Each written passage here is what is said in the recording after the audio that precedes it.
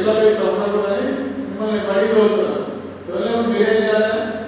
ఈ చెడు అలవాట్ల బానిస కాకుండా ఒక మంచి రూపం పోయి జాబ్ సంపాదించుకోవాలి. అవునా కాదా? జాబ్ ధైర్యంగా చేయాలి. ఇప్పుడు మామూలుగా డిగ్రీ జాబ్ అవుతుందో రాదో గ్యారెంటీ ఉండదు. కానీ పాలిటెక్నిక్ చదవాలంటే మనం ఒక స్కిల్ అనేది నేర్చుకుంటాం. మనం ఆ స్కిల్ నేర్చుకున్నప్పుడు ఆ స్కిల్ వల్ల కంపల్సరీ 10,000 సంపాదిస్తామా 50,000 సంపాదిస్తామా అనేది కాకుండా మనకు జాబ్ అయితే దొరుకుతుంది. అందుకని మనం ఇక్కడ ఇన్స్టిట్యూట్ వచ్చినప్పుడు ఏం చేయాలి?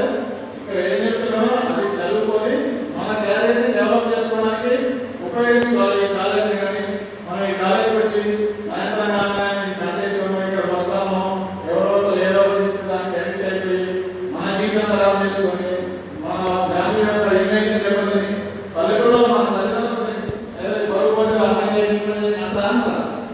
లేదా మనం చెడు చేసినాం ఏమంటాం? పరువు అంటే పరువు అనే దానికి హైయెస్ట్ వాల్యూ ఉంటుంది. నాకైనా ఇంకా ఎవరికైనా పరువు అనే దానికి ఎక్కువ ప్రయత్నం ఉంటుంది. ఇప్పుడు రామాయణుడు అంతా ఏదో సొల్యూషన్ చేయాలంటే మన ఊళ్ళో పరువు పోతే పోదా? మన ఊళ్ళో మన పరువు పోతే పోదా? పోతే అందుకే మనం ఏం చేయాలి? మన పరువు